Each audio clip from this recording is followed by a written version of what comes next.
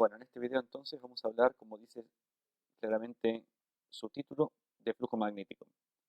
Y nosotros en realidad no nos vamos a parar mucho sobre esto, sin embargo, es el flujo magnético de alguna forma en el lugar donde se conserva la energía magnética. ¿Está bien? Y eso es porque, como vamos a ver rápidamente, eh, la naturaleza le gusta que el flujo magnético sea estático. Es decir, si el flujo magnético cambia, la naturaleza va a hacer el intento de restablecer las condiciones iniciales. ¿Está bien? Ya sea porque aumente o porque disminuya el flujo magnético. ¿Ok? Bueno, entonces, si bien entonces el vector B, cuyas unidades son Weber sobre metro cuadrado, por eso se lo llama densidad de flujo, no por nada. Y es densidad de flujo porque es densidad, no lo aclara el título, pero es densidad superficial, ¿verdad?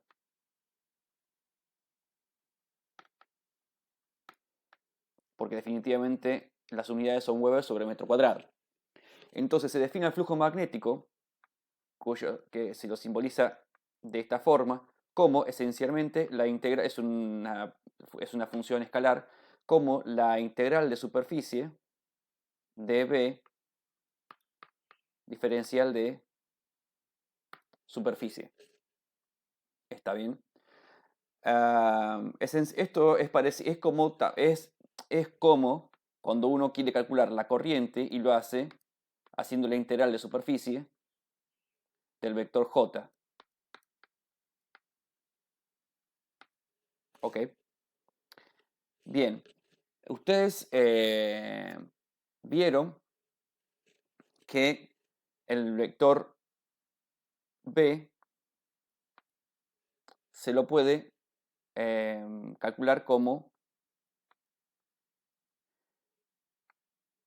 el rotor de A. ¿Está bien? Entonces, si yo meto esto acá adentro, que es lo que voy a hacer ahora, vamos a poder aplicar la ley de Stokes o el teorema de Stokes. ¿Está bien? Entonces, fíjense, la integral de superficie, perdón, no es cerrada, de superficie. Ahora, del rotor de A, diferencial de superficie, esperen que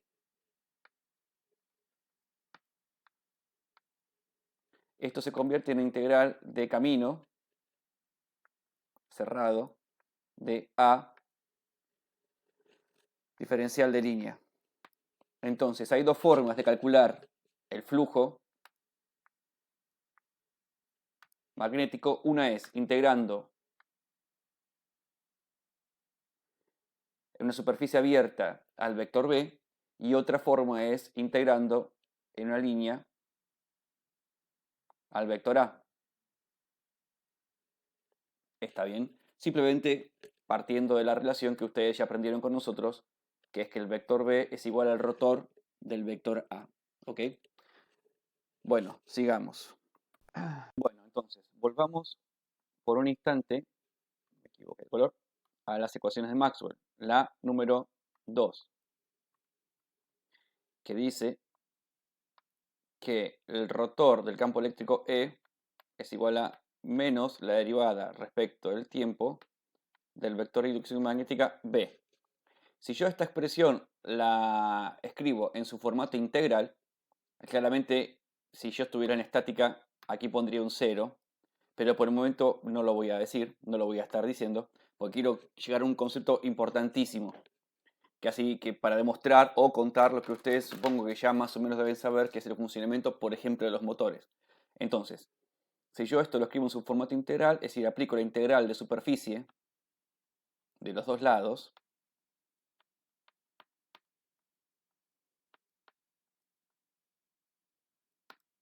acá me va a quedar menos, perdón, sí, me va a quedar, como digo yo, la integral de superficie de menos la derivada de b respecto del tiempo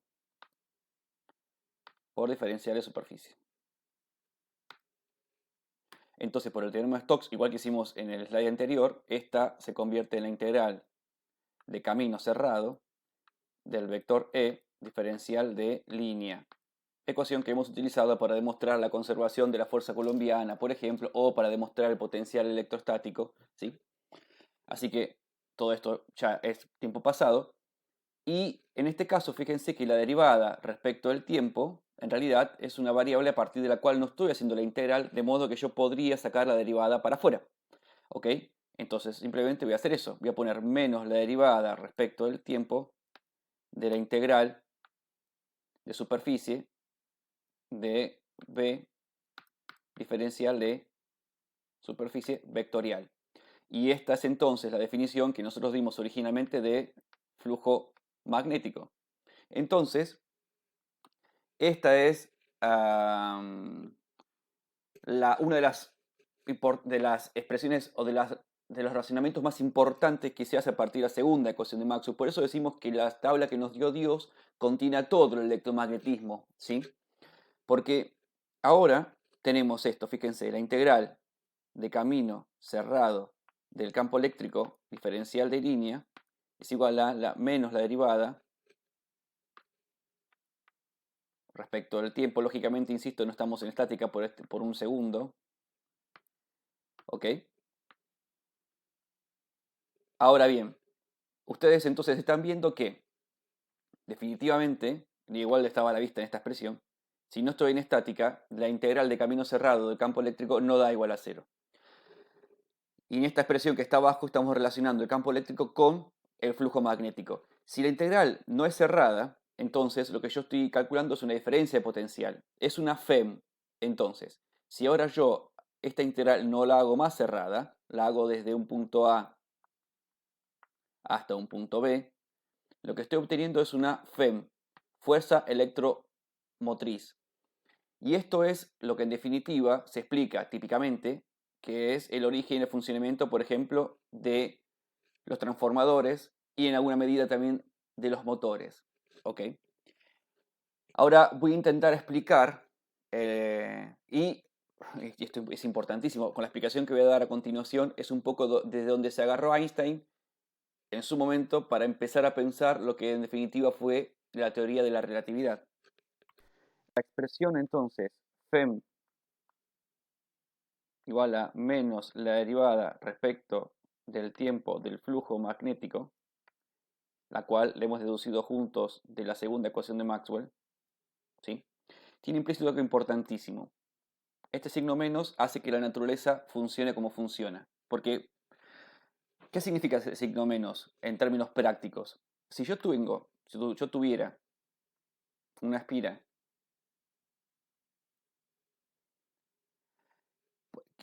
por esta espira circula una corriente en este sentido. De modo que por el teorema de la mano derecha, o por la regla de la mano derecha, uno pone el dedo pulgar hacia allá. Permítanme hacerlo de esta forma. Vamos a hacerlo con este color naranja.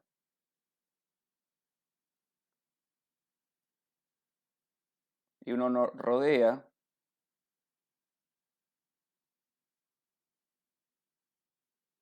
está bien, al alambrito por el cual circula la corriente ahí, de modo que los dedos, que no son el pulgar, indican el sentido del flujo magnético.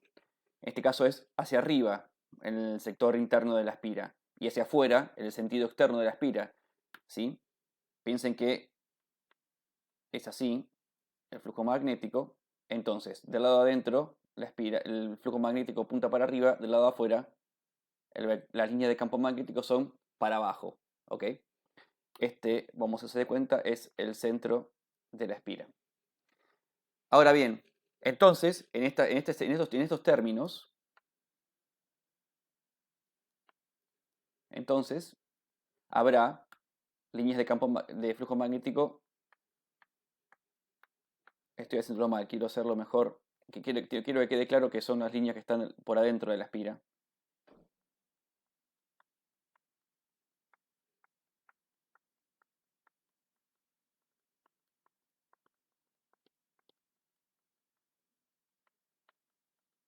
Estas son todas las líneas de vector B.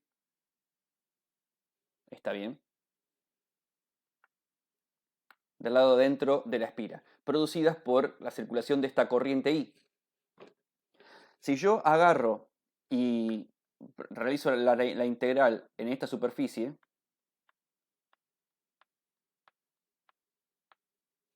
cuando hace eso me vuelve loco. ¿Qué quieren que les diga? Es útil, pero al mismo tiempo me vuelve loco. Si yo hago la integral de superficie ahí adentro, lo que obtengo es el flujo magnético producido por esta espira, está bien, dentro, en esta superficie interior de la espira. Ahora bien, si por alguna razón la corriente I disminuyese, naturalmente el vector de inducción magnética B disminuiría, porque recuerden que para el caso de una espira, la relación entre el vector B y la corriente es lineal, ¿ok? Si disminuye el vector de inducción magnética B, entonces este flujo magnético adentro de la espira también va a verse reducido o disminuido.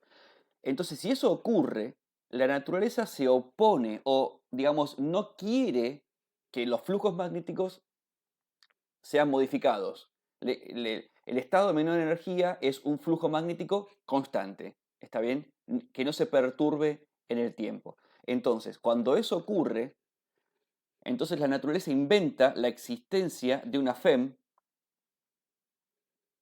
¿está bien? Tal que la FEM aumenta si esto disminuye. ¿Entienden? ¿Dónde está esa FEM? Y la FEM se va a encontrar distribuida a lo largo de toda la espira metálica, tal que haga que la corriente vuelva a aumentar. Si es que esta había, si es que esta se había visto, digamos, disminuida por alguna razón X que no, ahora no importa en particular. Entonces la naturaleza va a inventar la existencia o va a crear en forma distribuida en toda esta espira una tensión que vaya a colaborar para restablecer la corriente, tal que ahora la corriente, producto de este aumento, de esta existencia, entonces la corriente va a intentar aumentar, por ende aumentará el vector B, por ende aumentará el flujo, restableciéndose. Entonces este signo menos viene a decirnos que si este disminuye, este aumenta. Si este aumenta, este disminuye. ¿Entienden lo que ocurre?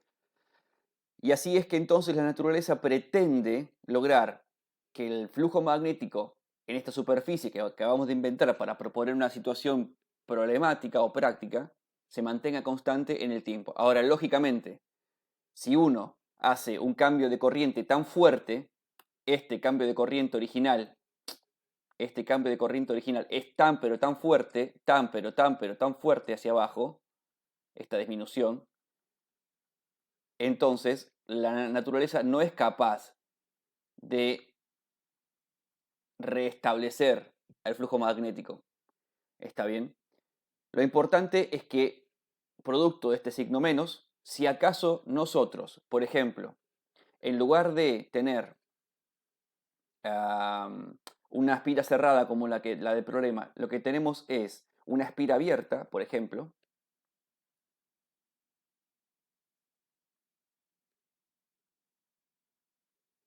está bien, y en esta espira yo tuviese líneas de, bueno, líneas, este es el vector B.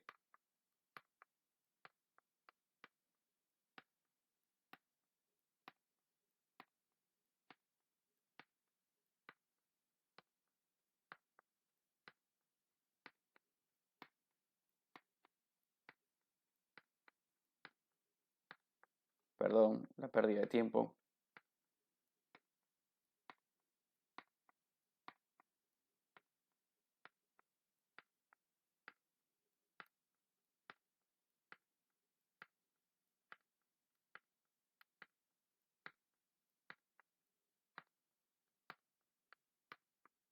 Bueno, esas son las líneas de vector B.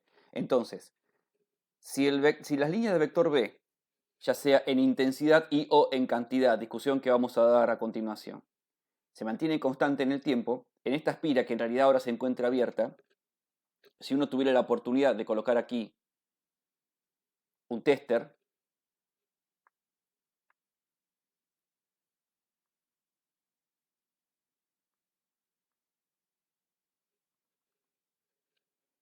¿está bien? Me diría exactamente 0. Uno colocaría la punta, por ejemplo, positiva acá y la punta negativa acá. Y me diría 0 volts. Ahora, si lo que ocurre es que empiezan a desaparecer algunas líneas de campo de vector de inducción magnética B, de modo que el vector B, en definitiva, dentro de toda el área, se redujo, por ende se redujo el flujo, entonces aparecería esto de medir 0 volt, pasaría a medir alguna tensión en aumento. Por ejemplo, no sé, 1 volt, 2 volt, 3 volt o milivolt, no importa. Lo importante es que esta tensión intentaría generar alguna corriente que no puede generar producto de que este circuito se encuentre abierto. Entonces, como el circuito está abierto, esta tensión aumenta para intentar apalear este flujo magnético que se vio reducido. ¿Ok? Entonces, como no intenta producir una corriente, esta tensión aumenta, intentando resolver el problema. ¿Está bien? Hasta que eventualmente puede generar acá algún tipo de descarga eléctrica. Estamos hablando de un caso totalmente hipotético que yo estoy inventando para explicar el tema. ¿Está bien? Si el flujo magnético cambia de forma abrupta, el aumento de tensión va a ser muy abrupto. Si el flujo magnético va cambiando suavemente, como por ejemplo ocurre en un transformador, entonces el aumento de tensión es más suave y lo que hace es intentar acompañar al cambio de flujo magnético. Y así es como funciona un transformador en alterna. Es decir, yo tengo, por ejemplo, piensen lo siguiente, cosa que a lo mejor ustedes ya lo saben y estoy hablando de una cantidad de cosas que poco les importa. Este es un bobinado de lo que yo llamaría el primario de un transformador. Y yo domino esta corriente y del primario. Entonces, de alguna forma, me invento que el secundario está totalmente anidado con este.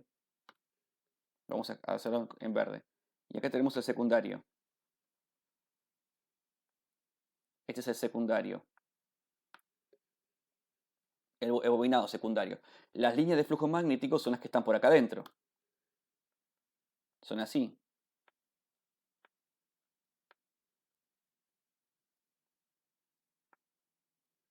Entonces, en tanto que la corriente del primario aumente o disminuya, perdón, ¿está bien? Entonces la tensión en el secundario, esta tensión en el secundario, aumentará o disminuirá para intentar restablecer las líneas de flujo o, si ustedes quieren, el flujo total magnético que hay en esta superficie definida por las espiras. Lógicamente, la forma de vincular magnéticamente dos bobinados no tiene por qué ser como el que yo dibujé ahí. A veces los bobinados están puestos, vieron que se usan los núcleos y depende del núcleo si es un enchapado o si es de ferrita, es decir, hay una cantidad de detalles tecnológicos que van a aprender ustedes en tecnología electrónica. Creo yo, por lo menos cuando cursé yo, así era.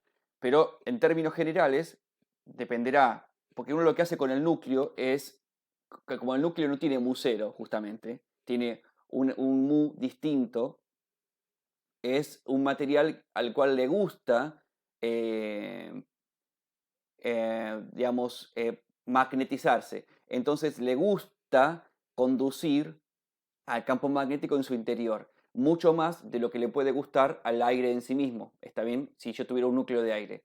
Entonces, en lugar de perder flujo magnético o líneas de campo por el aire que tienen menor intención de conservar al flujo magnético, lo que hago es coloco un núcleo que las junte y las conduzco por donde a mí me interesa. Por eso a lo mejor yo puedo tener un bobinado tirado por acá y un bobinado tirado por acá, y si le coloco un núcleo piola que los vincule entre sí,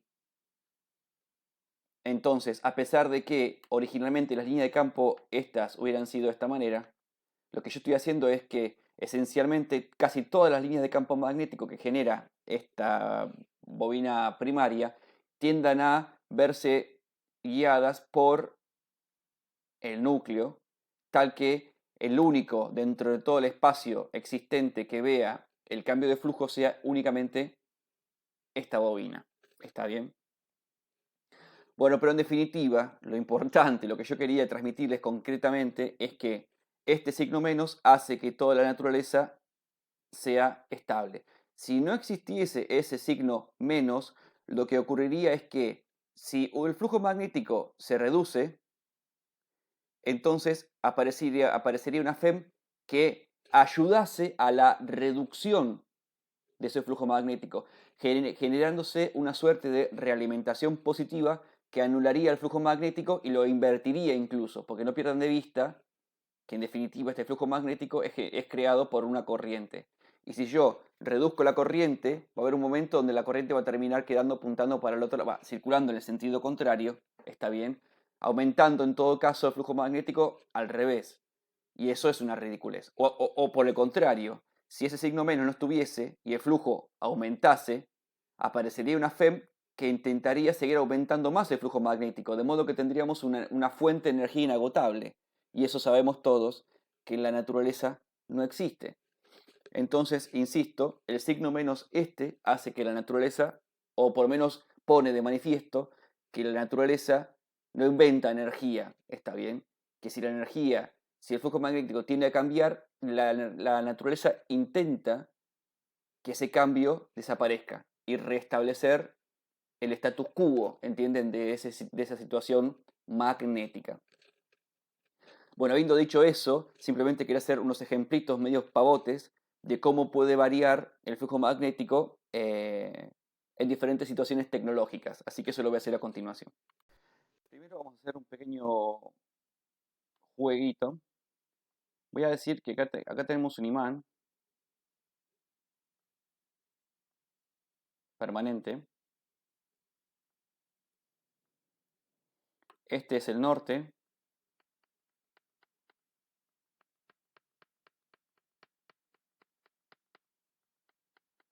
Y aquí tenemos el sur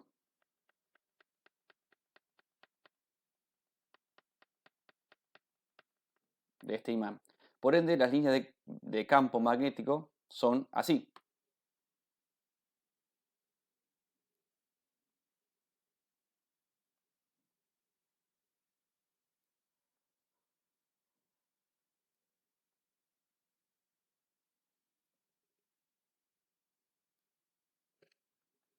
Así no, no. Así tampoco.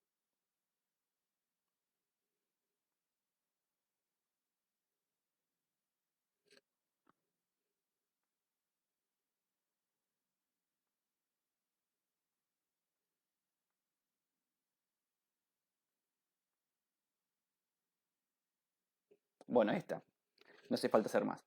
Entonces, si yo agarro y coloco una espira por acá, en realidad quiero hacer esto mejor. Vamos a poner dos. Y esto es una espira. Está bien. Y acá pongo un tester, como hicimos antes.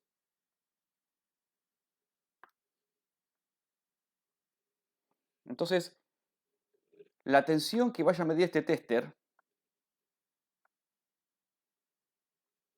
en esta situación es cero. Recuerden que el imán permanente lo que hace es, tiene la línea de campo que tiene y mala suerte.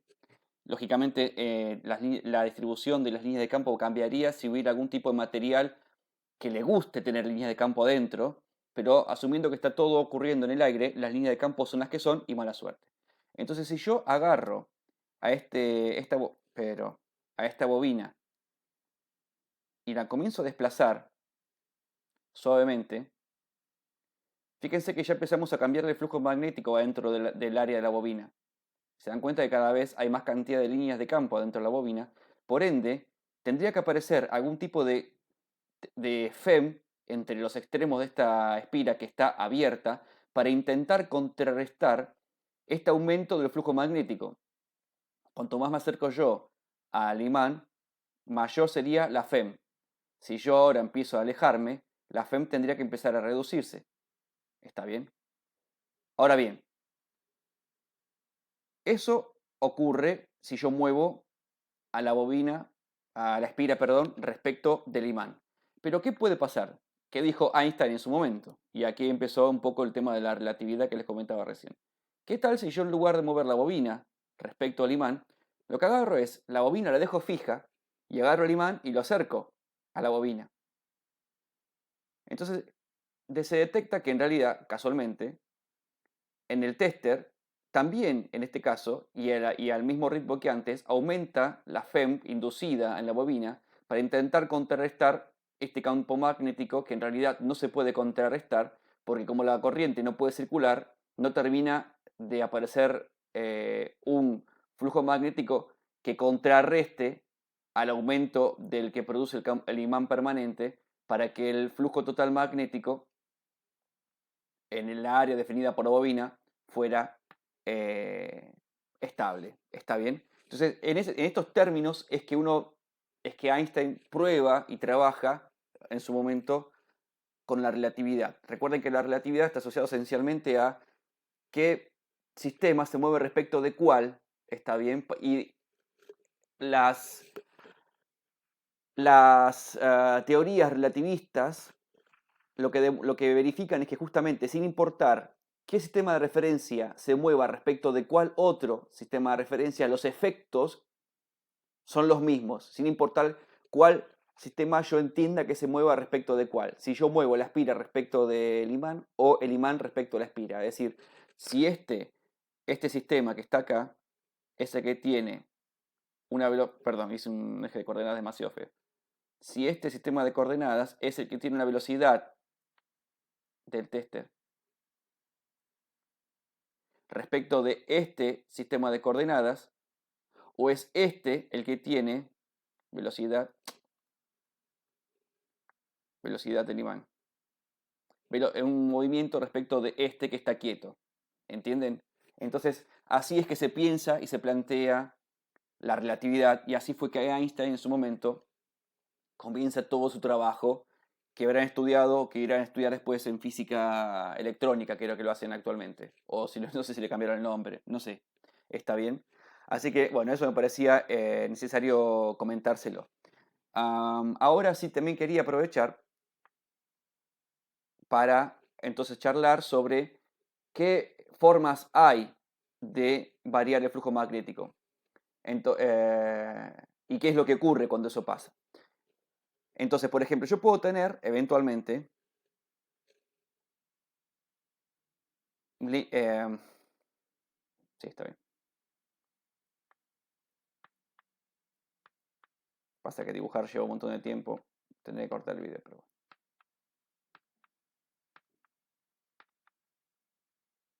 Vamos a copiar todo esto.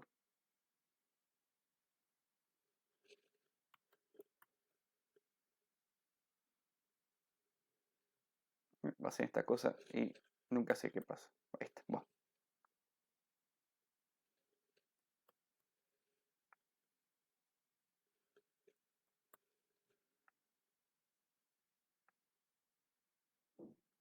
Bueno, ahí tenemos esencialmente un vector de inducción magnética B saliente de la pantalla. Entonces ahora yo agarro y aquí tengo una espira. Vamos a hacerla más chiquita. Más chiquita también me parece que va a andar mejor. Bueno, ahora no me la cerro. ¿Se dan cuenta que cuando uno quiere que cierre, no cierra? Bueno. Esta es mi espira. El vector de inducción magnética B rojo, que es el B sub 1, por ejemplo, está ahí y mala suerte. Ahora esta espira yo tengo la facilidad de poder moverla. Entonces agarro y la empiezo a mover. Y esta espira, por lo pronto, no ve ningún flujo magnético distinto. En realidad, por lo pronto, el flujo magnético es cero. Mientras que yo la mueva por acá, el flujo magnético en la espira es igual a cero, porque no detecta, está bien, ninguna línea de campo magnético o vector de inducción magnética. Pero si yo la voy moviendo para allá, hay un momento donde ahora, en este momento, por la espira se detecta la existencia de un flujo magnético distinto de cero porque tengo dos líneas de campo magnético B que están ahí jorobándome. Entonces, lo que va a hacer la naturaleza va a intentar generar un vector de inducción magnética, que voy a dibujarlo de color azul, que va a ser contrario, está bien, al rojo. Este es el B sub 2. Para intentar que, en este caso, el flujo total en la espira siga siendo cero. Ahora, para que la corriente sea, perdón, para que el flujo sea pinchando en la pantalla, según el teorema, la mano derecha, piensen, si la mano la pusiésemos eh, aquí, para que el flujo sea, para que el flujo sea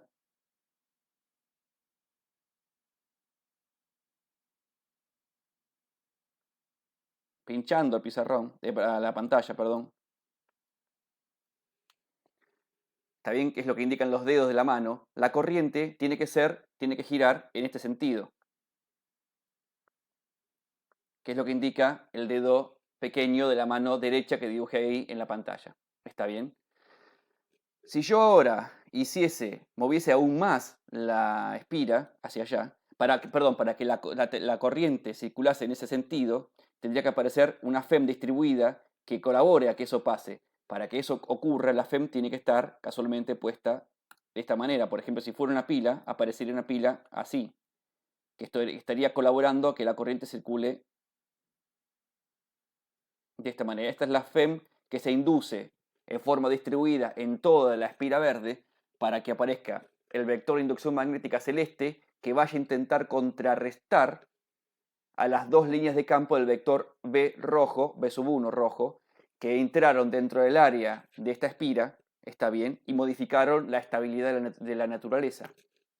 Y esta corriente simplemente va a aparecer. Y de hecho, el flujo total en esta área va a ser nulo. ¿Está bien?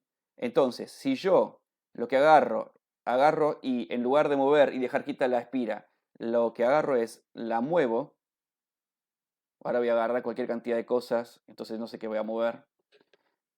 La muevo. Me gustaría dejar quieto. Al final no me agarré la espira, o un desastre.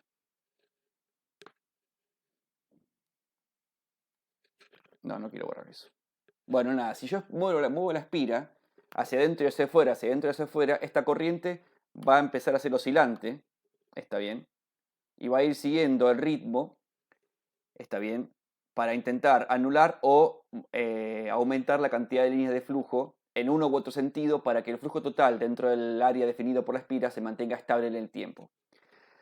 Esto ya lo había medio insinuado antes, pero quería reforzar esta idea. Ahora bien, y con esto un poco quería ir terminando, hay un experimento muy interesante. Yo lo hacía en su momento cuando daba clases en una cosa que se llama Laboratorio Cero, que se da en la CONEA, que es una especie de escuela de difusión de ciencia. Uno puede hacer esta prueba, fíjense. Se hace en el laboratorio, es una cosa muy sencilla, quizá ustedes incluso lo hayan hecho.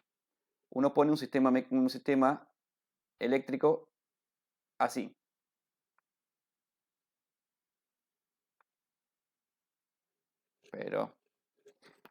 Y la idea es que esto tenga justamente ángulo. Un ángulo alfa, por ejemplo. Entonces uno agarra y coloca una barrita. El circuito negro es un circuito eléctrico, está bien, es un conductor. Y uno coloca acá una barrita, también conductora. El espíritu es que esta barrita sea muy liviana, está bien. Entonces uno suelta la barrita. ¿Ok? Uno suelta la barrita metálica en este sistema tipo cuña. Piensen que esto supuestamente...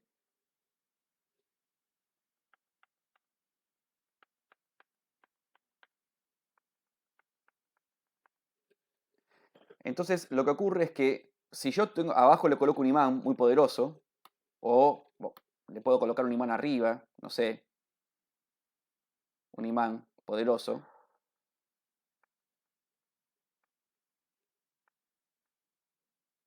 no sé cómo dibujarlo para que entiendan. No, eso quedó muy feo, permítanme. Bueno, le coloco acá arriba un imán poderoso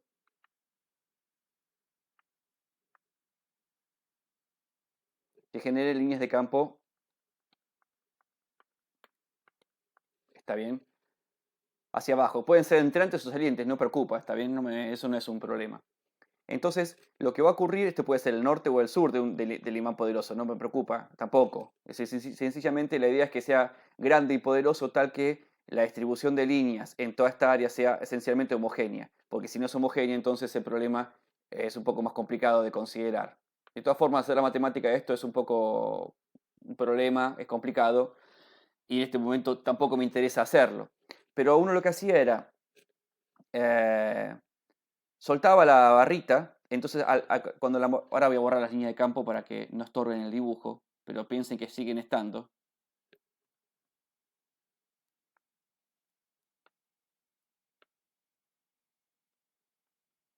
Ok. Entonces uno suelta la barrita y esta barrita tiende a bajar, ¿no? Por esta pendiente definida por estos dos alambres conductores. Lógicamente, al bajar la barrita conductora de color naranja dibujada ahí, lo que ocurre es que se reduce el área, por ende, la cantidad, el flujo adentro, al reducirse esta área, definida entre la barrita y las otras partes del sistema de conductores, entonces el flujo en el área disminuye porque disminuyó el área. Entonces tiene que aparecer la circulación de alguna corriente que colabore en que el flujo se restablezca. Eso es lo que demanda el signo menos que dijimos antes, este signo menos, demanda la aparición de una corriente que intente restablecer el flujo porque la naturaleza quiere estabilidad o quiere pereza, quiere estar tranquila, quiere un estado de menor energía posible. Y un estado de menor energía implica flujo magnético estático en el tiempo. ¿Está bien? Cuando aparece esa corriente, entonces va a aparecer sobre este alambrito una fuerza que va a intentar, una fuerza de Lorentz, porque piensen que la corriente si las líneas de campo, vamos a hacer el problema, si las líneas de campo fueran para abajo,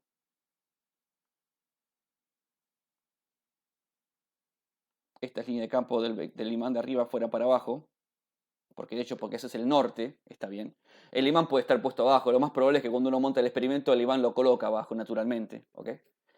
Entonces yo voy a querer líneas de campo magnético inventadas por el sistema eléctrico de la cuña que sean hacia arriba,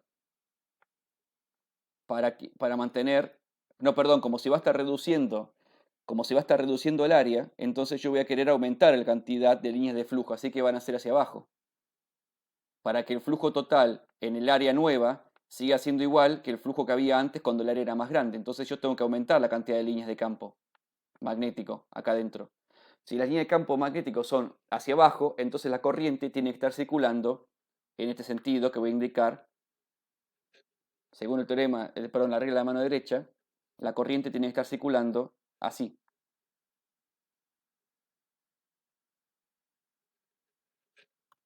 ¿Está bien? Así va a tener que circular la corriente para aumentar las líneas de flujo en el área ahora que ahora es más pequeña de lo que era antes. Al aparecer esta corriente, piensen ustedes que las cargas se están moviendo en la varilla así.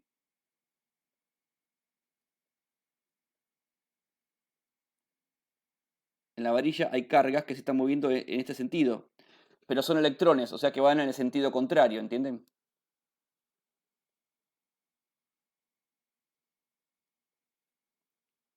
¿Sí? Son electrones y van en el sentido contrario. Entonces, estos electrones se encuentran con el vector de inducción magnética B que va hacia abajo. Y ahora piensen en la fuerza de Lorentz, o la fuerza magnética, si ustedes quieren, que era igual a Q por la velocidad de la carga Q, producto vectorial B. La velocidad de los electrones es hacia, según indica la flecha negra. Las líneas de campo B son, como indica la flecha roja. Entonces, lo que uno encuentra es, es, es que la fuerza magnética va a apuntar en el sentido hacia allá. Quería usar otro color, el celeste en este caso.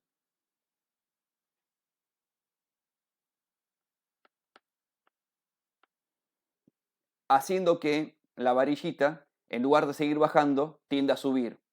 Entonces se va a encontrar, a pesar de un episodio inicial inestable, se va a encontrar un punto de equilibrio donde la varilla va a quedar, a pesar de la gravedad que la hace ir para abajo, ¿no? Que eso fue, ese es el punto inicial de todo este experimento.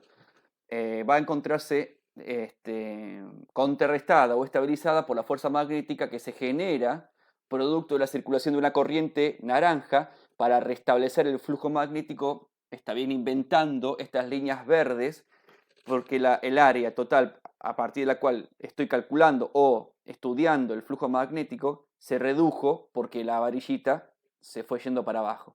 Entonces, este experimento, nada, hay videos en YouTube, les propongo que si quieren verlo, véanlo. Lo pueden hacer en su casa si tienen los elementos, y si no, en algunos laboratorios de física se suele hacer. Simplemente sepan que todo esto se para arriba de lo que se acaba de explicar hasta este momento en este curso. Y por último, en la siguiente slide, quiero contarles apenas el tema de los motores eléctricos. Entonces, por último, otro ejemplo importantísimo en términos tecnológicos es cómo funciona un motor, ¿verdad? Vamos a pensar en un motor tipo de continua, pero nosotros sabemos que con alguna modificación eventualmente se logra el motor de alterna.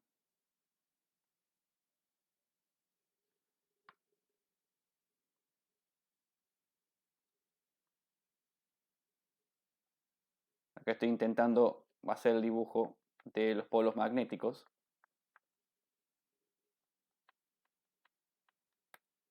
Este es el sur, típicamente de color celeste, y este es el norte.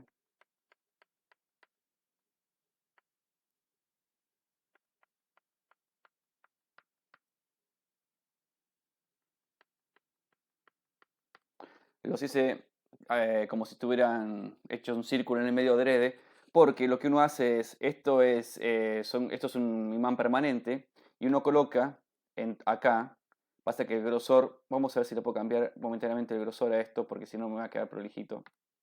Uno coloca una espira, bueno, quedó bastante fulera esta espira.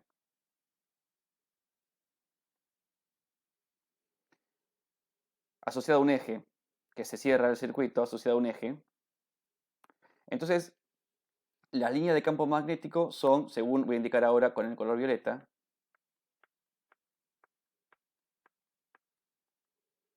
y si uno agarra, fíjense que el flujo magnético en el área definida por la espira, póngale que es esta el área, lo que estoy marcando ahora de color verde, si esta espira se mantiene quieta como ustedes la ven, esencialmente el flujo es constante y esto se queda absolutamente en el molde. Ahora, si por alguna razón alguien o de alguna forma que la tecnología tiene soluciones para esto, le pegan un golpecito a esta espira, entonces esencialmente ahora vamos a mirar el problema de como de costado. Yo quise hacer un dibujo volumétrico para que entiendan la situación, perdón.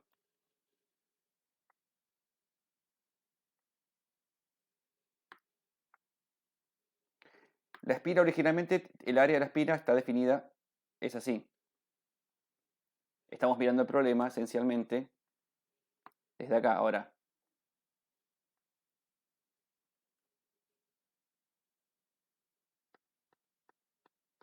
¿Ok? Entonces, Si yo esta espira, ahora, en lugar de estar así, vertical, la corro y la pongo así, las líneas de campo magnético siguen siendo de esta forma. La voy a hacer de color violeta.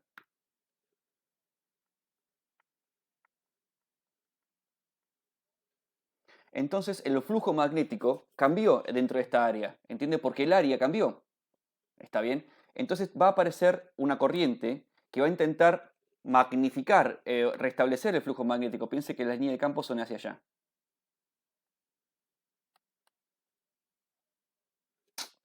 Cuando agarro eso, pongo loco. Esperen un cachito. Ahí está. Perdón. Cuando estoy trabajando muy en el borde de la pantalla puedo tocar algo que me complica la vida. Yo voy a intentar generar entonces un B que va a ser en este sentido. Está mal llamado, B inducido, pero no importa. Ustedes entienden que es el B que se genera para intentar restablecer el flujo magnético. Entonces, ese B inducido va a generar, va a estar producido entonces por una corriente que va a estar circulando de esta forma por acá, a ver, naranja. Va a estar circulando así. Si la corriente circula así, entonces va a haber sobre, si ustedes quieren, permítanme hacer esto un segundito.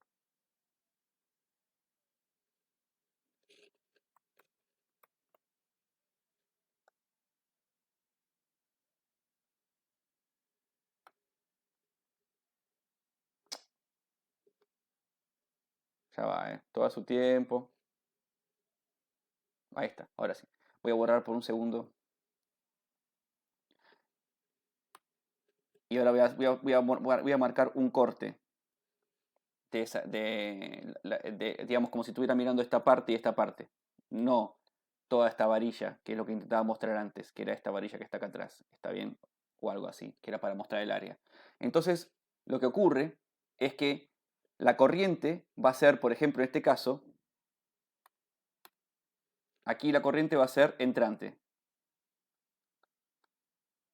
Si la corriente es entrante, los electrones en realidad son salientes. Frente al flujo magnético que es en la dirección hacia la derecha, va a aparecer una fuerza magnética, está bien, hacia arriba, en este punto.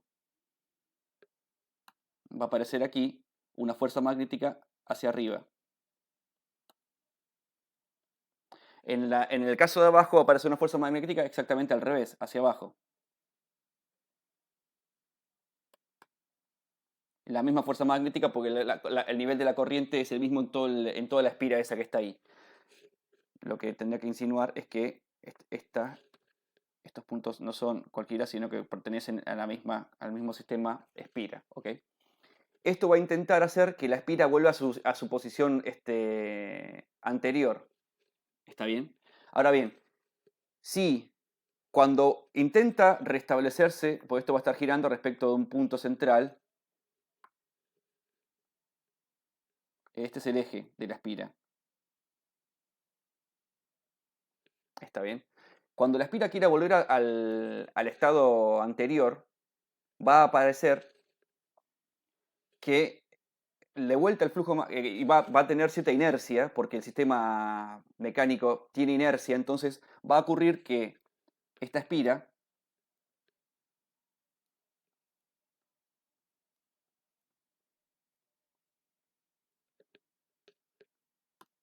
va a pasar a estar en uy, me equivoqué, perdón. A este otro estado va a aparecer la espira, producto de la inercia. Bueno,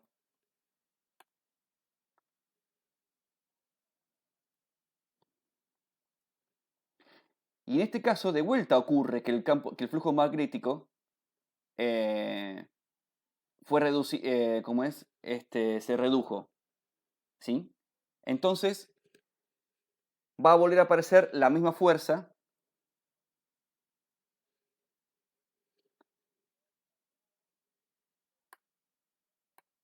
que hablábamos recién, intentando restablecer a la espira en la posición original. La va a intentar subir de este lado y bajar de este lado. por la misma situación que discutimos recién. Ahora, si cuando uno hace eso, en el momento en que la espira cambia, uno logra que esta espira por alguna razón esté conectada al revés, para eso están los carbones en los motores, por ejemplo, que esta espira esté conectada al revés, es decir, que por un momento la parte de arriba sea la de abajo y la de abajo la de arriba, está bien.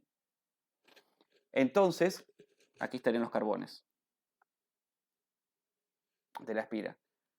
Entonces lo que ocurre es que la fuerza, la corriente al circular al revés, va a estar reforzando el campo magnético. Vamos a estar haciendo un trabajo del tipo ir en contra de este signo menos.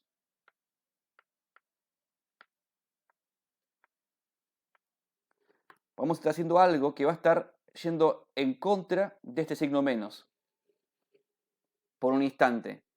Entonces el eje va a empezar a girar, a girar, a girar, a girar cada vez más y más y más y más y más rápido.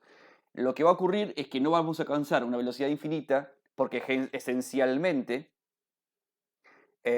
los sistemas mecánicos tienen elasticidad y están amortiguados, porque no siempre el contacto con el aire, si estuviéramos en vacío y el eje estuviera hiperlubricado y no hubiera rozamiento, entonces alcanzaríamos velocidades infinitas. Solo que en este caso no va a pasar, porque en el ambiente, en el aire, en presión atmosférica y con ejes reales, donde hay rozamiento, esa velocidad tiene un límite, pero un límite producto del rozamiento, no un límite teórico. Está bien. Uno podría alcanzar una velocidad altísima. Este es el principio de funcionamiento de un motor eléctrico y súper básico. Lo que uno termina haciendo en definitiva es manipular las corrientes que generan los campos magnéticos tal que uno pueda tener cierto control sobre la velocidad y fuerza del eje y un montón de cosas que son de importancia en la mecánica, no tanto a lo mejor en la parte eléctrica. Me parecía interesante terminar de discutir esto con ustedes para cerrar un poco el concepto y la utilidad, el hecho de trabajar con el flujo magnético y la variación del mismo y las implicancias tecnológicas que esto puede tener en diferentes situaciones de la industria y de la tecnología en la actualidad y desde hace muchísimos años atrás.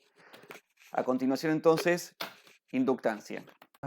Bueno, entonces, inductancia. Así como para la electricidad, bueno, quedó el crayón gordo, ahí está. Así para la electricidad,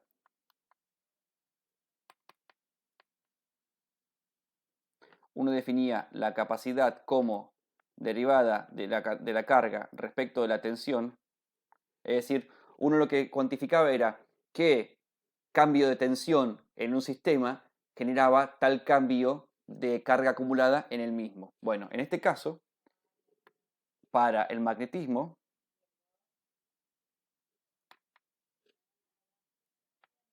lo que yo digo es, la inductancia la voy a definir como la derivada del flujo magnético respecto de la corriente. Es decir, qué cambio de corriente cambia el flujo magnético en algún lugar. ¿Ok? En el caso de la inductancia, es bastante obvio lo que voy a seguir a continuación explicando, que es la inductancia propia o la mutuoinductancia, sí, está bien lo que digo, que es la inductancia que tengo contra mí mismo o la inductancia que tengo contra otros sistemas u otros sistemas tienen contra mí. En el caso de la capacidad, no se llega a discutir en estática mucho, porque en general yo voy a inventar un sistema muy sencillo. Tengo dos conductores, ¿está bien? Entonces yo generalmente estudio la capacidad que hay entre estos dos conductores, son los dos conductores que a lo mejor yo estoy usando para conectar algo.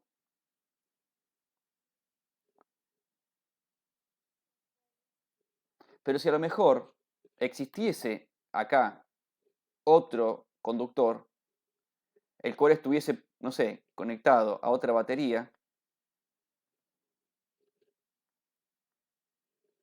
¿Está bien? Y después ese conductor haría cualquier otra tontería por allá, no sé.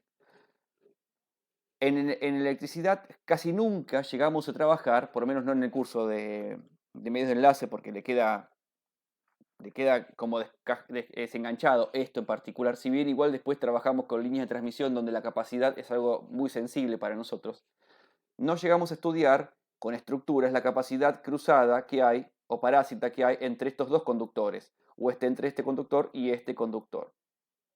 Casi siempre nos interesa estudiar la capacidad, por lo menos en este curso, que hay entre los dos conductores que hacen a nuestro sistema. ¿Está bien? Ahora, en magnetismo, yo, en general, primero me interesa la inductancia, eh, la autoinductancia, que es la inductancia que tengo contra mí mismo. Entonces, si yo tengo una espira por la cual circula alguna corriente I, sub 1,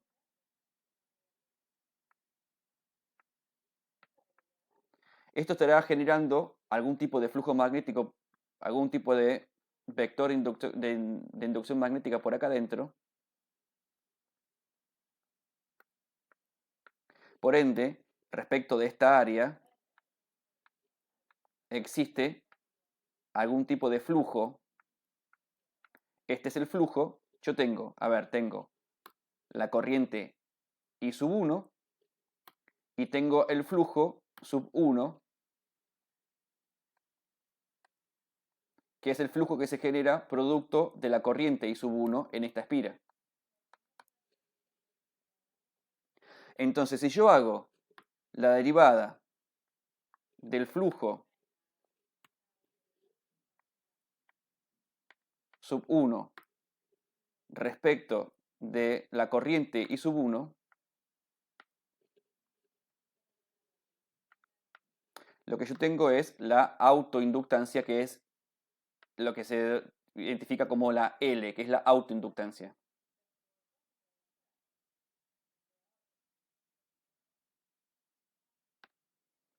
Que es la inductancia que tengo, que tiene un circuito contra sí mismo. Ahora, si existe otro circuito aledaño, otra espira, que la quiero hacer de color, por ejemplo, violeta.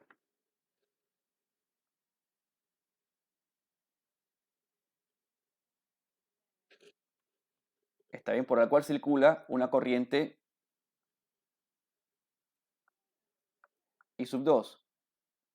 Entonces, como en términos magnéticos, el vector de inducción magnética que genera la espira 2 está vinculado magnéticamente con el área que define la espira 1, ¿está bien? Entonces, habrá el flujo magnético, perdón, el vector de inducción magnética generado por la espira 2, que lo voy a dibujar de color verde.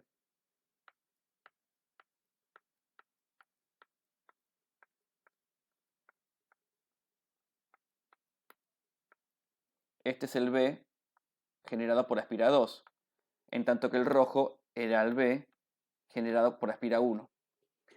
Entonces, fíjense que efectivamente dentro del área, igual hay que tener cuidado porque uno siempre piensa en el flujo que genera la espira 2 en la parte del medio y en realidad yo podría haber hecho este dibujo, permítanme, para que quede claro algo que me parece que quisiera evitar que genere confusión en ustedes, que es lo siguiente. Yo podría haber puesto la espira 2 acá, que esto lo voy a hacer ahora. Y acá circula, como dijimos antes, la corriente 2. Y esto genera, adentro de la espira 2, este vector de inducción magnética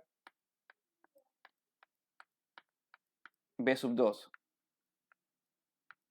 Pero no hay que perder de vista que en realidad B sub 2 es así. En realidad, ¿entienden lo que quiero decir? Por lo que entonces, en definitiva, va a haber B sub 2 dentro del área definida por la espira 1. Es decir, que estas rayas verdes que están por acá son absolutamente legales y correctas porque va a haber B sub 2 de alguna forma, está bien, con algún tipo de ecuación que habrá que definir eventualmente, dentro del área definida por la espira 1. Por ende, alguna modificación en la corriente I sub 2 va a estar modificando el B sub 2, por ende va a estar modificando su propio flujo, el flujo en la espira 2 producto de la corriente 2, pero por modificarse el vector de inducción magnética B sub 2 también va a estar modificando el flujo magnético en la espira 1 producto de la corriente 2. ¿Entiende lo que quiero decir? Entonces, si yo ahora hago la derivada del flujo magnético en la espira 1 generado, en realidad es el flujo magnético, es el flujo magnético, ¿verdad? No es producido por la espira 1 o por la espira 2, es el flujo magnético. Lo que pasa es que parcialmente está generado por su propia corriente y parcialmente está generado por la corriente de la espira 2. Entonces yo hago la derivada del flujo magnético en la espira 1 respecto de la corriente 2 en color violeta. Esto se llama M, mutuo inductancia.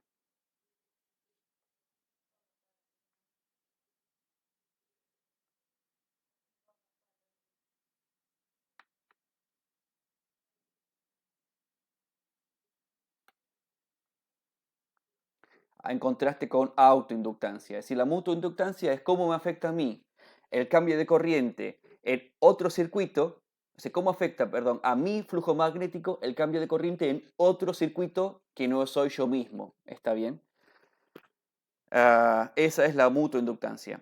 En el magnetismo, la mutuoinductancia es mucho más importante que, en general, en la electricidad, la capacidad parásita entre dos circuitos que a primer orden no tienen nada que ver uno con el otro, que es lo que intenté insinuar con el capacitor parásito este y con el capacitor parásito este que está por acá. En general nos centramos en este capacitor, que es el que a mí me interesa de mi circuito. En cambio, en circuitos magnéticos, sí es importante o bastante relevante la mutuoinductancia. Por ejemplo, así la mutuoinductancia es la que en definitiva hace que funcione un transformador. Es decir, la variación de corriente en un circuito primario, por ende, la variación del vector de inducción magnética en el circuito primario, ¿está bien? Provoca un cambio del flujo magnético en el circuito secundario que termina induciendo un aumento ya sea de tensión o un aumento de corriente, ya sea que el secundario esté abierto o cerrado, ¿ok? Así que digo, es a la vista mucho más importante la mutuoinductancia que la capacidad parásita. La capacidad parásita es algo muy fino que se trata en situaciones muy particulares y no es algo que generalmente uno tenga que andar considerando. Bueno, esto era importante de discutir y presentar. Listo, ya está presentado entonces inductancia y mutuo inductancia. Para cerrar, quería simplemente decir una tontería, pero así como la capacidad que se define como delta, sí, está bien, derivada de la carga respecto de la tensión, entonces naturalmente las unidades de capacidad es Coulomb sobre volt, y esto se define como faradio. ¿Sí? Bueno, para el caso de inductancia, que es delta o derivada del flujo sobre derivada de la corriente, las unidades de la inductancia serán Weber sobre Ampere. Y esto se define como Henry o Henrio. ¿Okay? Simplemente quería agregar eso para cerrar este tema y ya entramos a lo que es energía magnética. Ahora sí, entonces, energía magnética. Recordemos en la estática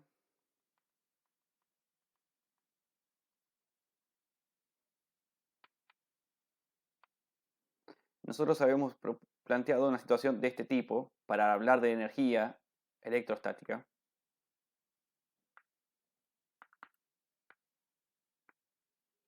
Decimos, mira, yo tengo una carga, está en el origen, esta carga tiene asociado un campo eléctrico que es radial, cuya expresión ya todos sabemos y estudiamos. Entonces agarro con una mano, agarro suavemente una carga que estaba en el infinito,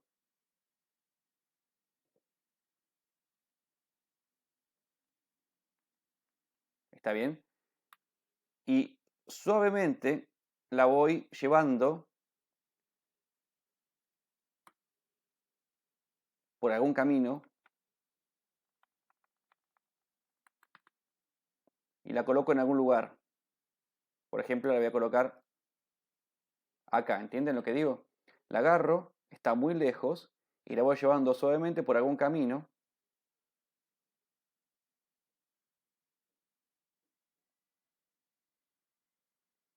y la dejo ahí, ¿está bien?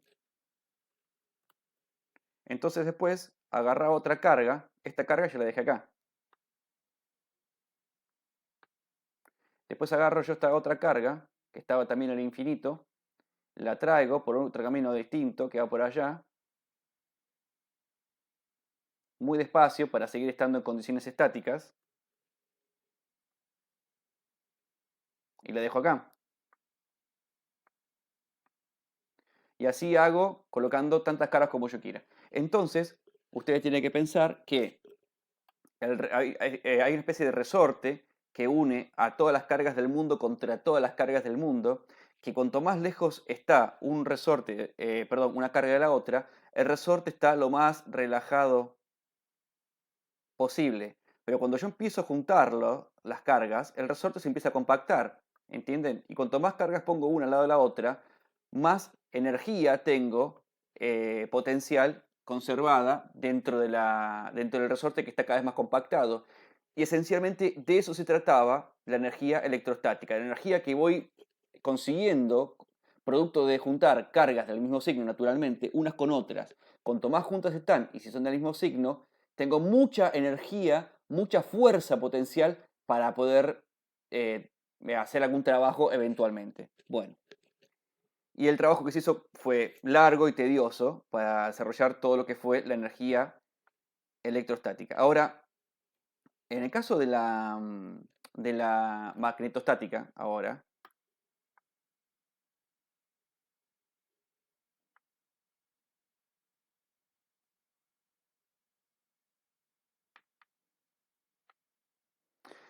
yo no tengo un monopolo magnético, ¿entienden? Lo que yo no puedo decir, yo tengo en el origen de coordenadas un monopolo magnético, eso no existe.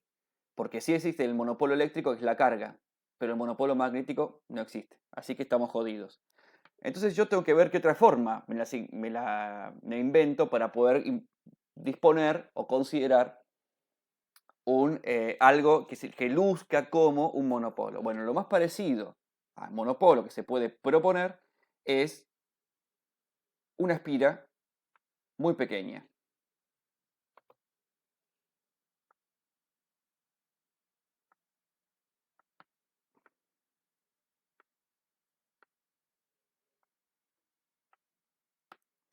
Entonces, por eso les decía al principio de este video lo importante de haber tratado despacito el dipolo magnético en su momento, porque en realidad, como el monopolo magnético no existe, tenemos que arrancar considerando o parándonos en lo que es el dipolo magnético, a diferencia de lo que fue en la electrostática, que podemos arrancar del monopolo eléctrico y ahí construir la energía electrostática. Entonces, por aquí circulará una corriente I, y lógico, fíjate, la solución que habíamos alcanzado para el eje Z,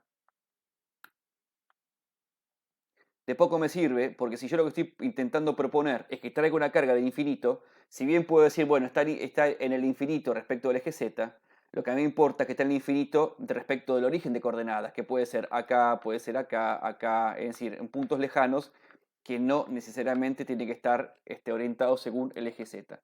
Por eso insisto, la importancia de haber pensado y aprendido las expresiones que eh, describen el comportamiento del dipolo magnético.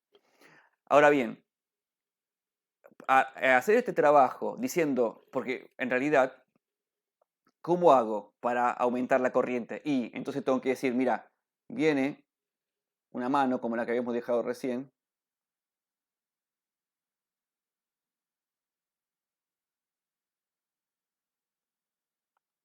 y agarra un pedazo de corriente, está bien, esto es una corriente, y la lleva y la agrega acá. ¿Entienden lo que digo? Bueno, efectivamente eso no se puede hacer, porque yo no puedo agarrar un pedazo de corriente que esté por ahí girando y colocarlo ahí adentro. ¿Está bien? Entonces, en estos términos, no se puede plantear, o es muy difícil plantear, si ustedes quieren, la energía magnetostática. Tenemos que encontrar otro camino para poder pensarla y así poder tener una expresión que nos satisfaga para poder hacer y usarla eventualmente. Aunque en nuestro curso, digo, reconozco, admito, que quitando en una porción muy particular donde se hace un comentario, esencialmente no nos vamos a detener nunca en trabajos sobre energía. A nosotros nos interesa las ondas que viajan o el transporte de la información a través de medios de enlace.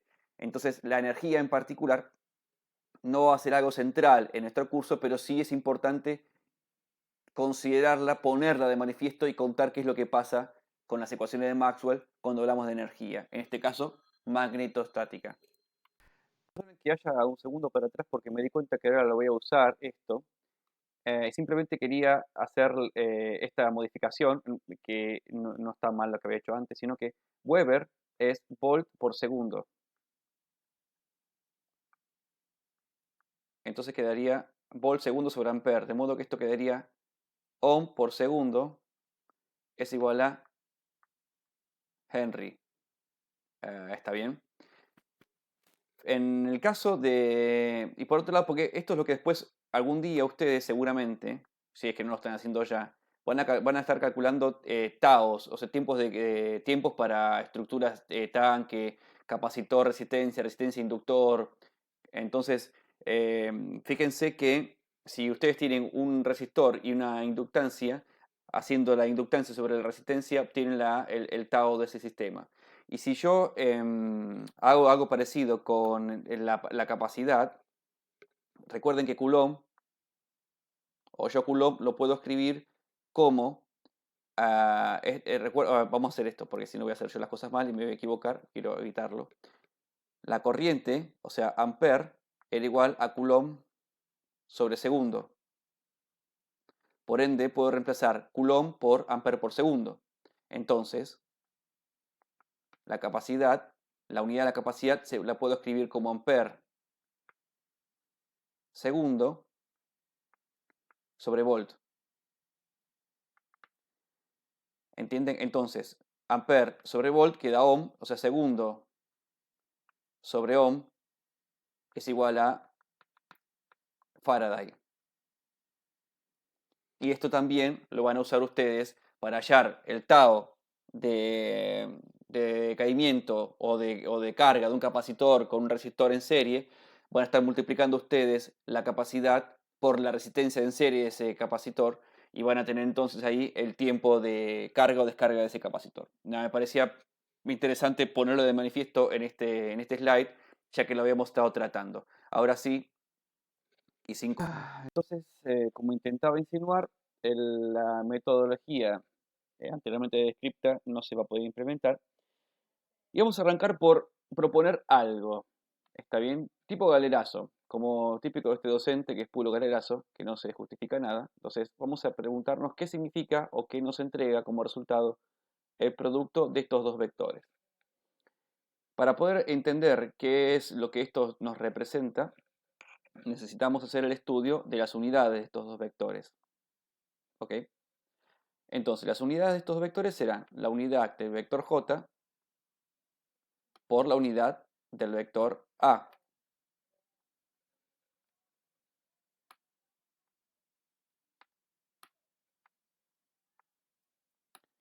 Y aquí tendremos entonces ampere sobre metro cuadrado de j, y pues tendremos Weber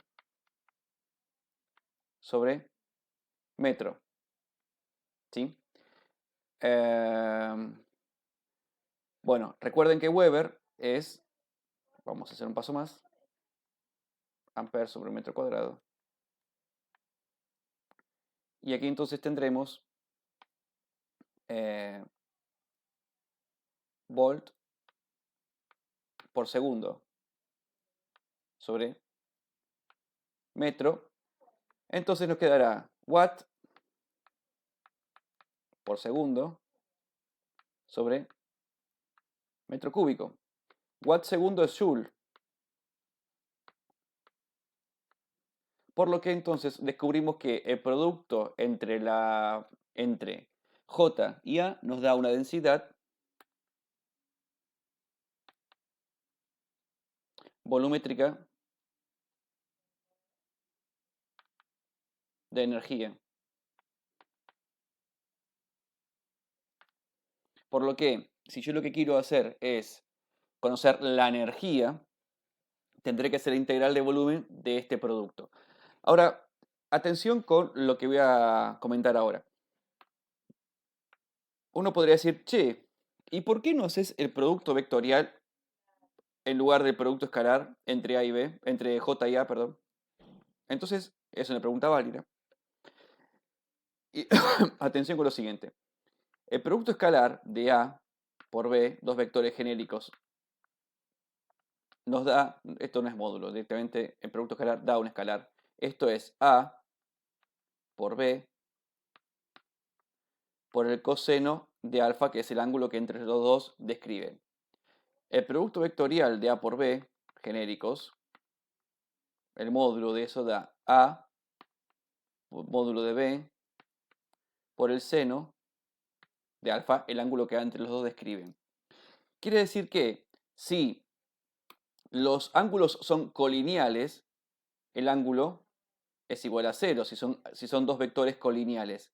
El seno de 0 es igual a 0, por ende esto sería igual a 0. En tanto que si los dos vectores son colineales, esencialmente lo que obtenemos acá es el producto de A por B. También por el coseno de 0 es 1. Para entender lo que quiero insinuar concretamente, es importante que, por ejemplo, apelemos a una situación, bueno, no voy a borrar ahora, lo voy a contar en el siguiente slide.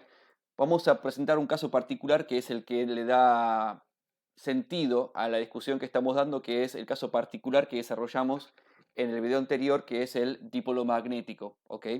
Y ahí van a ver, entender concretamente lo que les quise insinuar a la hora de comparar o elegir si hago un producto vectorial o hago un producto escalar. Me di cuenta que recién usé con alevosía que las unidades del vector A es Weber sobre metro. Y no estoy seguro si en su momento cuando hablamos del vector A, yo hice la mención o les deduje las unidades del vector A. Entonces, por las dudas y para evitar que eso haya quedado desprolijo, vamos a hacer lo siguiente. Recordemos que el vector B, inducción magnética, se puede obtener como el producto vectorial del rotor del vector A. Entonces, si yo a esto le estudiase las unidades, de un lado tenemos las unidades del vector B, que es Weber sobre metro cuadrado, unidades que usamos casualmente hace un instante para hablar sobre el flujo magnético, ¿está bien? Que la unidad de flujo magnético es el Weber. Y después tenemos la unidad del rotor, que es 1 sobre metro, y la unidad del vector A. Entonces aquí ponemos 1 sobre metro. Para que entonces de este lado las unidades sean iguales que de este lado, no hay duda entonces que las unidades del vector A tienen que ser Weber sobre metro. ¿Está bien? De esa manera, de un lado y del otro la igualdad, tenemos el mismo resultado. Bueno, ya estoy tranquilo entonces que lo dije. Y ahora permítanme presentar esta situación. Nosotros trabajamos entonces con el dipolo magnético. Bueno.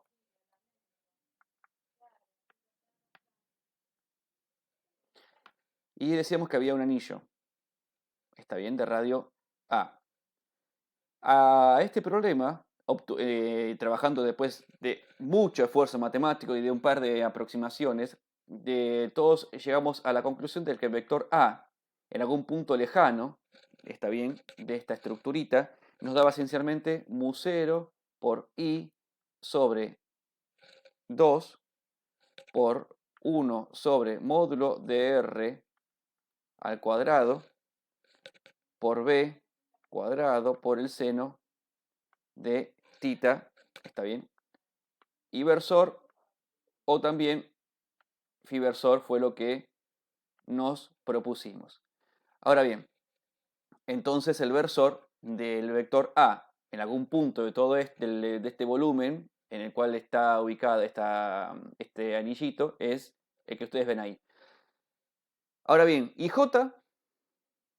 ¿De qué juega J en todo esto? Bueno, J únicamente puede vivir en los lugares donde haya conductividad. Bueno, J entonces habrá en el anillo de radio A. Pasa que, por como planteamos el problema, el anillo era de radio despreciable, ¿ok?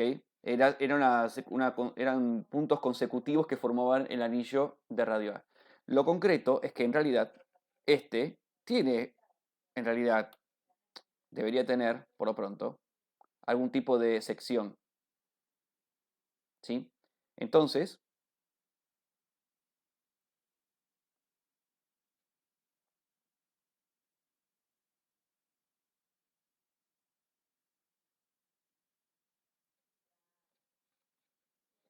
queda mejor así desprolijo porque si no... Bueno, ahí le intenté darle volumen al anillo. Solo para mostrarles que esto tiene una sección, está bien, que la marqué en 4 puntos, pero en la sección están todas las partes de este anillo. Y J entonces será la corriente I que circulaba de esta manera sobre la sección del anillo.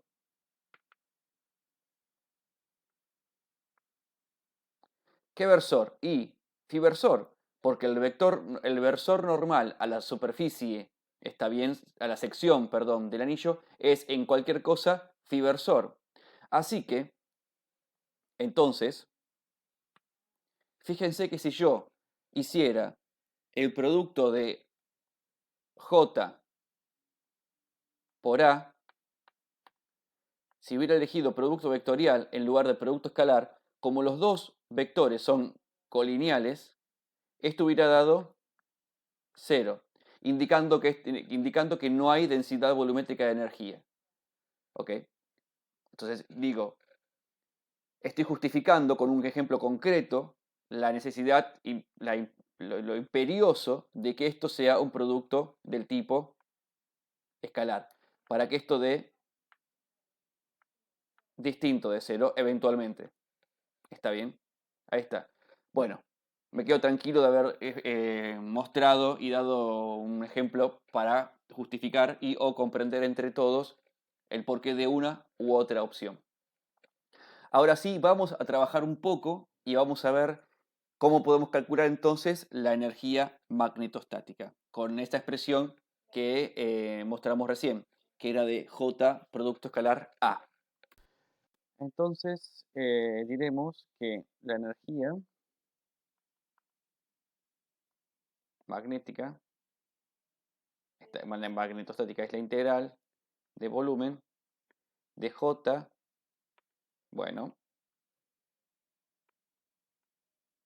producto escalar vector A, diferencial de volumen.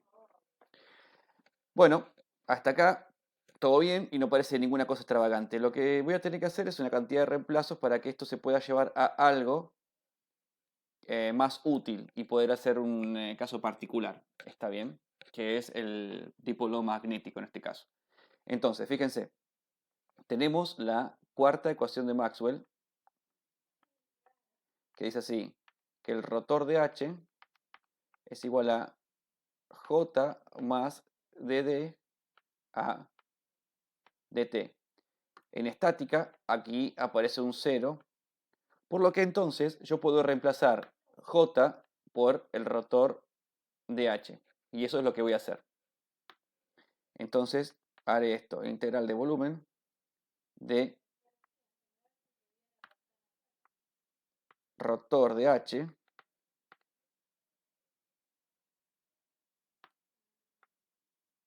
producto escalar A. Bueno, fíjense lo que hace esto, brillante. Diferencial de volumen. Ahora voy a hacer no es un galerazo, porque de hecho justamente no es un galerazo, pero vamos a aplicar una identidad vectorial, que es la siguiente. Sea el vector C y el vector R, vectores genéricos. ¿Está bien? Entonces, la divergencia del rotor, perdón, del producto vectorial de C por R es igual a R, producto escalar, rotor de C, menos C, producto escalar, rotor de R. Fíjense que esto, el producto vectorial, da un vector. Y si le hago un producto escalar, todo esto esencialmente es un escalar. Aquí tenemos un vector, producto escalar R, esto entonces es un escalar. Y aquí lo mismo, esto da un vector, producto escalar C, esto da un escalar. Lo que dimensionalmente da todo correcto. Este menos lo voy a pasar para el otro miembro, entonces esencialmente me va a quedar que R, producto vectorial, perdón, el rotor de C, es igual a la divergencia de C, producto vectorial R, más C, producto escalar, rotor de R. Entonces, ¿qué es lo que voy a hacer? Voy a decir que A es R y voy a decir que H es C. Entonces, esa integral, esencialmente, me va a quedar escrita en estos términos. La integral de volumen de... Y ahora vamos a ver si no me equivoco, ¿no? La divergencia de H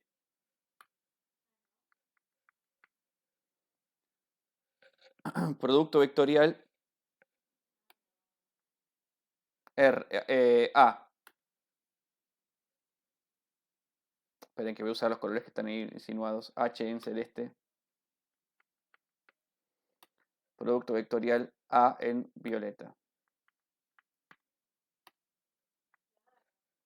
Más H, producto escalar, rotor de A en violeta.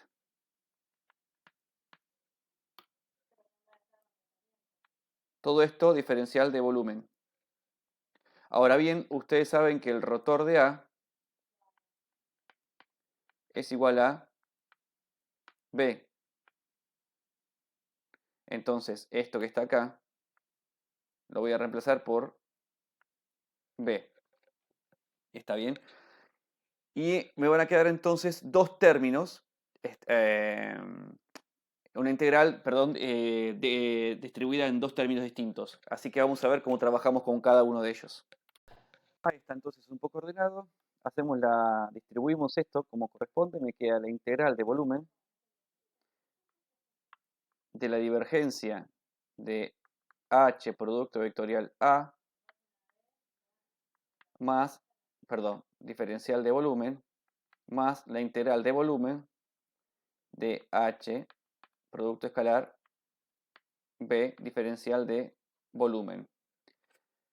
Bueno, voy a hacer las cosas como yo hago siempre. Quería acelerar, pero no puedo con mi genio. Perdónenme, voy a usar los colores. Me parece, siempre intento que ustedes puedan tener los colores que les ayuden a ir siguiendo todo el razonamiento que vamos haciendo durante cada una de todas las etapas del curso. Esta integral de volumen es de la divergencia de ese volumen. Por ende, si aplicamos el teorema de Gauss, esto queda integral de superficie cerrada del justamente de h producto vectorial A.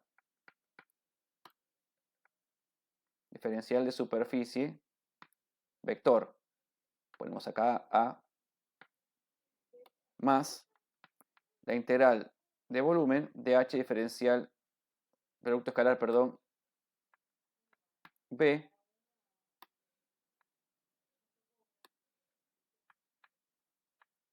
bueno. Ahora lo que tenemos que hacer es detenernos por un instante en esta integral, perdón. Tenemos que detenernos por un instante en esta integral que está por acá,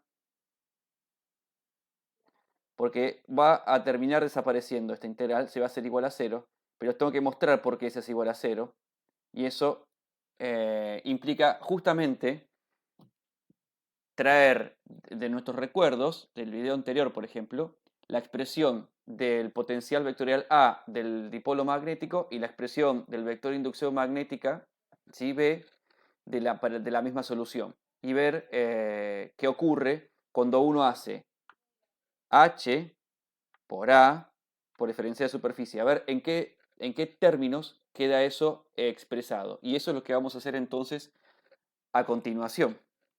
Bueno, entonces nosotros tenemos que resolver la integral de superficie cerrada de H producto vectorial A, creo que estaba en violeta, no me acuerdo, diferencial de, bueno, superficie vector. Para el caso del dipolo magnético, para un punto muy lejano del origen, aprendimos que el vector A nos daba mu0 por I sobre 4 B cuadrado sobre R, cuadrado, coseno de tita, phi versor. Y el vector de inducción magnética B, recuerden que H es igual a 1 sobre mu0 por B. ¿Está bien? Vamos a poner acá H. Color. Entonces, este es igual a...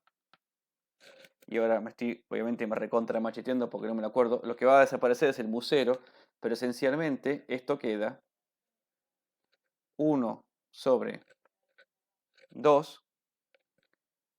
Y aquí está I. Y después tendremos entonces B cuadrado sobre R cubo coseno de tita R versor más seno, perdón, 1 sobre 2 seno de tita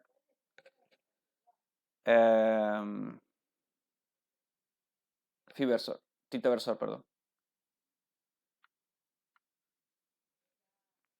Entonces, si yo, cuando yo haga este producto de estos dos vectores, aunque en este caso es escalar, perdón, un producto vectorial, lo que importa es que ese producto va a estar arrojando 1 sobre r cuadrado por 1 sobre r cubo.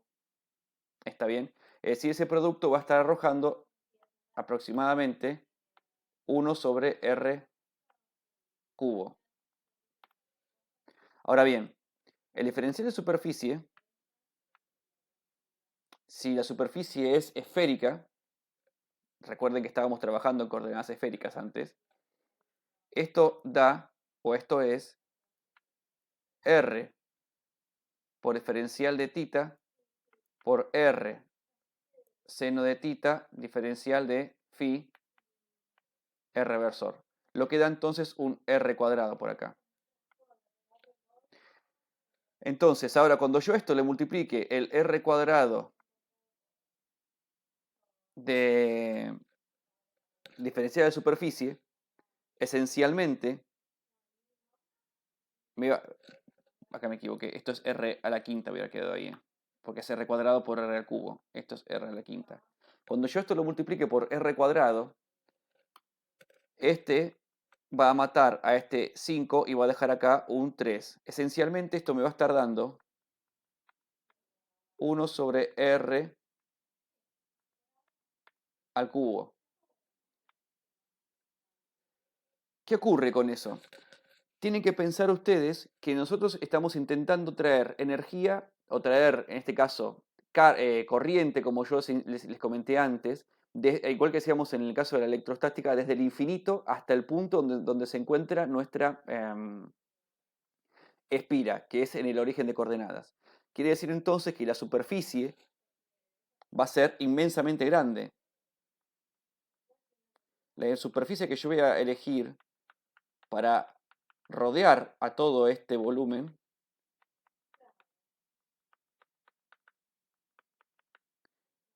esto que dibujé al principio era el eje de coordenadas, ¿no? El origen de coordenadas, perdón. Va a ser inmensa. Entonces, si yo hago que R tienda a infinito, porque la superficie tiene que ser inmensa, entonces esta expresión de 1 sobre R cubo va a tender a que si R tiende a infinito, entonces 1 sobre algo que tiende a infinito va a tender esto a 0. Razón por la cual entonces toda esta integral, esto es lo que yo quería mostrarles a ustedes ahora, es importante que lo entendiesen entonces, toda esta integral va a estar tendiendo a 0. Por lo que me voy a quedar únicamente con el segundo término de esta integral, no con la primera de las dos, que era la integral de superficie. Entonces me quedo únicamente con la integral de volumen. ¿Está bien? Así que a eso vamos ahora. Entonces, chicos y chicas, a fin de cuentas, esto aproximadamente será esta integral, no la considero. Bueno, se dan cuenta, esto me vuelve absolutamente... Y me queda la integral de volumen de h, producto escalar b, diferencial de volumen. Ahora bien, si el medio isótropo y homogéneo, donde se cumple que que b es igual a mu 0, vamos a poner b con el color que está en este dibujo, b es igual a mu 0 por h, en celeste, entonces yo podré escribir esto como, si ustedes quieren, la integral, acá me va a quedar mu 0 afuera,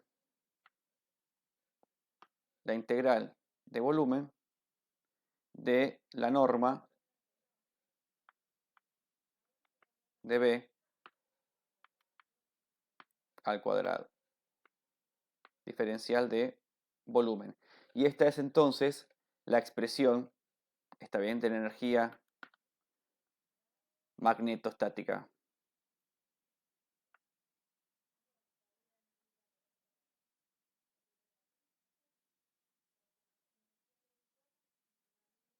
¿Ok? Trabajo que tuvo cierto galerazo al principio, porque arrancamos de decir, escúchame, yo me pregunto qué pasa si hago este producto, y a partir de aquí nos construimos todo este cuento. Hay un trabajo que también se hace eh, con justamente acercando dipolos magnéticos unos con otros. Es muy complicado y no me parece que valga la pena hacerlo, francamente. Este trabajo que se hizo me parece que es correcto y es el que encuentran en algunos libros, no están todos los libros de hecho, hay pocos libros que tratan esto, me parecía prudente, visto que yo tengo la chance de hacer videos, que este tema estuviera desarrollado correctamente y haciendo todos los comentarios del caso para intentar, no siempre se puede, no dejar ningún cabo suelto. Yo quería aprovechar un segundo de este video para hacer un comentario que no hice, me quedó perdido del video anterior. Es un segundo nada más, ese video quedó infinitamente largo, pero me parecía que no puede ser que lo deje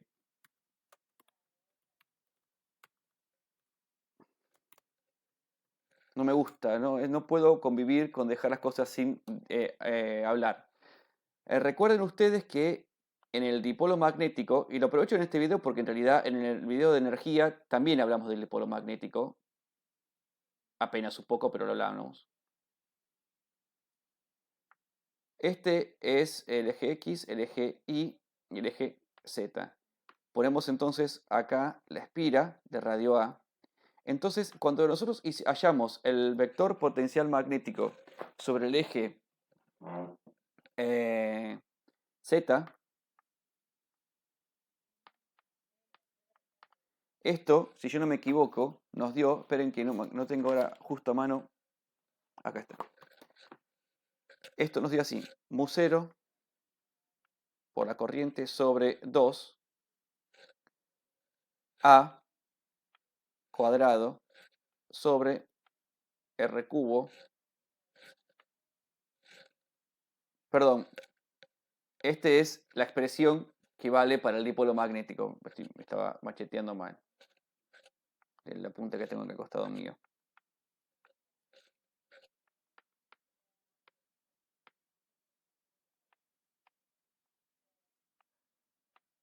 Esto vale para el dipolo en algún punto R lejano, para R mucho más grande que A. Esa fue la premisa, ¿está bien? Ahora bien, nosotros oportunamente habíamos trabajado para calcular el vector de inducción magnética sobre el eje Z. Y esto nos había dado la siguiente expresión. 1 sobre 2 mu0 por I por A cuadrado sobre la raíz cuadrada de Z cuadrado más A cuadrado, todo esto al cubo, K-versor.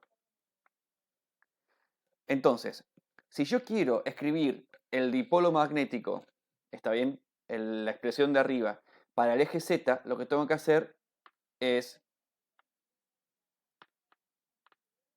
hacer que θ valga igual a 0. En ese caso, esto se convierte en un 1 y esto se convierte en un 0.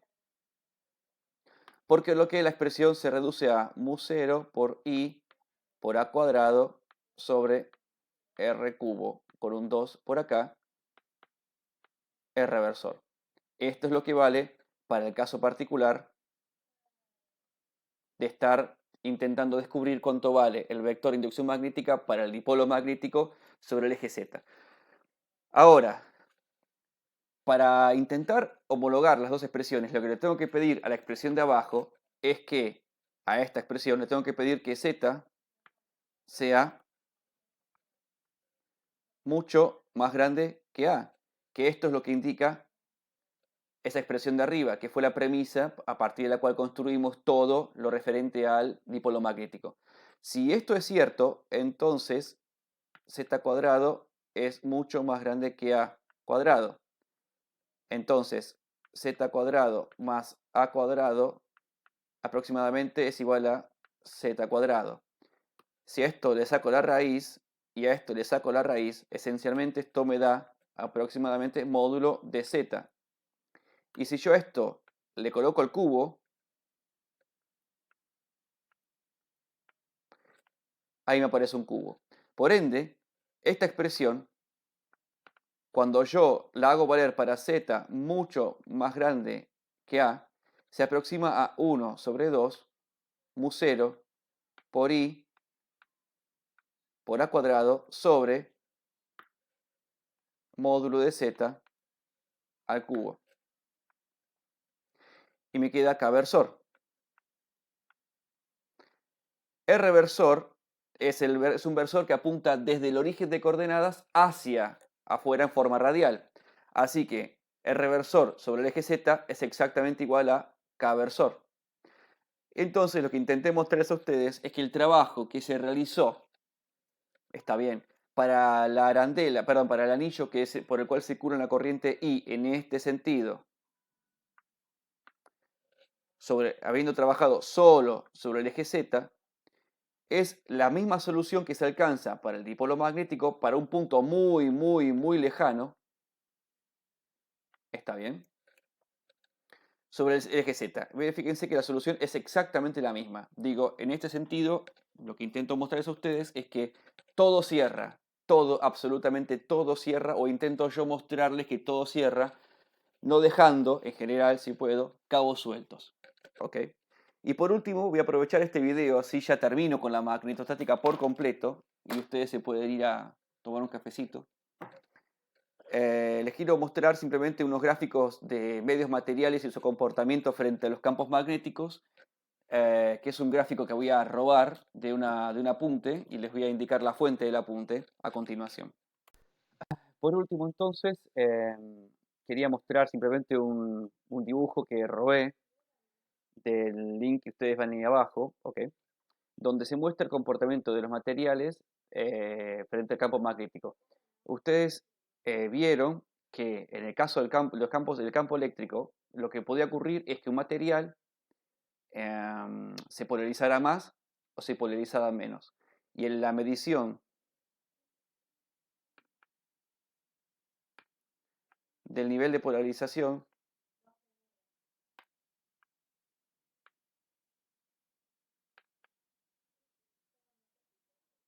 era el epsilon, que en realidad lo que nos importaba era el epsilon relativo. Un material con epsilon relativo elevado significaba que se polarizaba más, está bien, que un material con epsilon bajo, con epsilon relativo bajo, perdón. Como por ejemplo el aire. En el caso de los materiales, la situación es un poco más interesante y naturalmente no soy experto en esto y simplemente me parecía piola mostrárselos y no vamos a entrar en una discusión fuerte respecto a esto porque yo no lo sé. Pero fíjense que el dibujo nos muestra diferentes situaciones.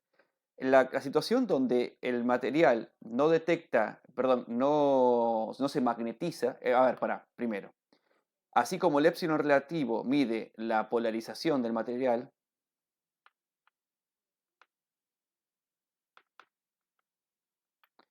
tendremos el mu relativo.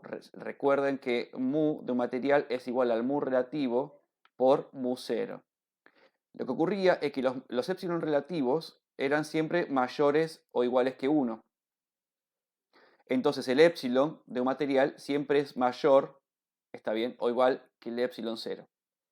Para el caso del comportamiento respecto del campo magnético, mu puede ser mayor o menor o igual que mu cero, porque el mu relativo puede ser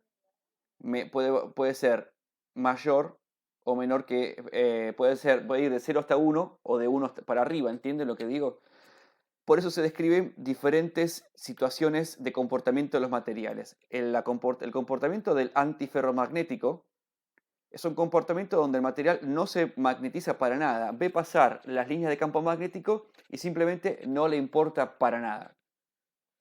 En este caso, el mu relativo vale exactamente igual a 1, como por ejemplo el aire. Y después tenemos materiales donde lo que hacen es repelen las líneas de campo, que es el diamagnético, este que está por acá. Los ejemplos honestamente no los conozco bien, no voy a decir cosas que yo no conozca, ¿ok? No voy a decir pavadas, pero sí reconozcan que existen diferentes materiales que lo que hacen es juntan o rechazan las líneas de campo magnético. Después tenemos un set de 3 comportamientos levemente distintos frente a la línea de campo magnético, pero todos ellos, en cualquier caso, lo que hacen es intentan juntar las líneas de campo magnético, es decir, les gusta y se magnetizan. El que más se magnetiza es el ferrimagnético. Y este es el caso que nosotros conocemos relativamente bien, digo, es el hierro, ¿no? El hierro es el material ferromagnético por excelencia, es el material al que se le pegan todos los imanes. ¿Está? Bueno. Nada, con esto quería simplemente hacer el comentario y marcar la diferencia, sí, notable, que los materiales frente a los campos eléctricos o se polarizan más que el aire o, o se polarizan igual que el aire, pónganle. En cambio, frente al campo magnético, los materiales respecto de la referencia aire, que es el antiferromagnético este que está por acá, o rechazan al campo magnético o intentan juntar líneas de campo magnético con mayor o menor intensidad. Entonces de esta manera cerramos y pasaremos en los próximos videos a hablar ya de corrientes cuya velocidad, ¿no? El desplazamiento de las cargas ahora sí varía levemente con el tiempo para después pasar de manera franca a cuando la corriente varía notablemente frente al tiempo o respecto del tiempo para trabajar en ese caso con ondas, ¿ok?